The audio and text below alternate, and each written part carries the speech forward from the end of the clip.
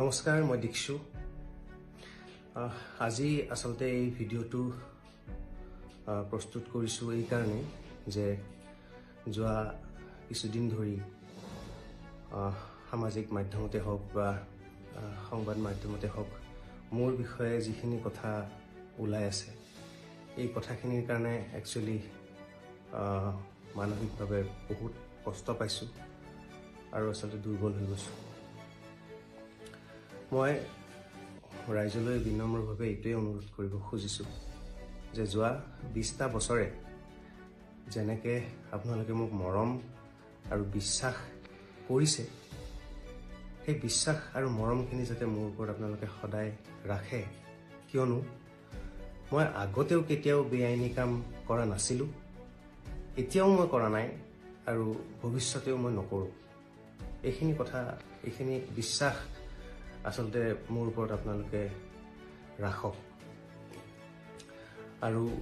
আৰু এটা কথা ওলাই আছে যে মোৰ কিবা গাড়ী বা মোৰ সম্পত্তি কিবা উপহাৰ পোৱা বুলি, যে এইটো কথা আচলতে নহয়।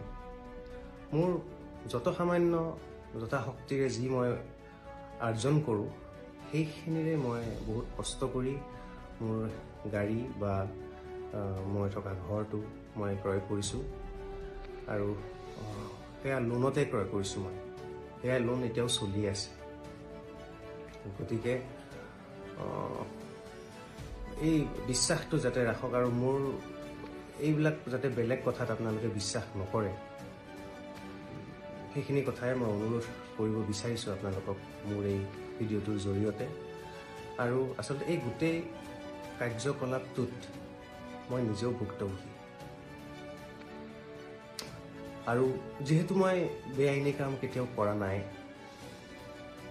আইনৰ যিটো প্ৰক্ৰিয়া আছে, যিটো প্ৰক্ৰিয়াত অনুসন্ধান চলি আছে, সেই অনুসন্ধান প্ৰক্ৰিয়াটোত সকলো ক্ষেত্ৰতে মোৰ সৰ্বতো প্ৰকাৰে সহযোগিতা থাকিব বুলি মই বদ্ধপৰিকৰ।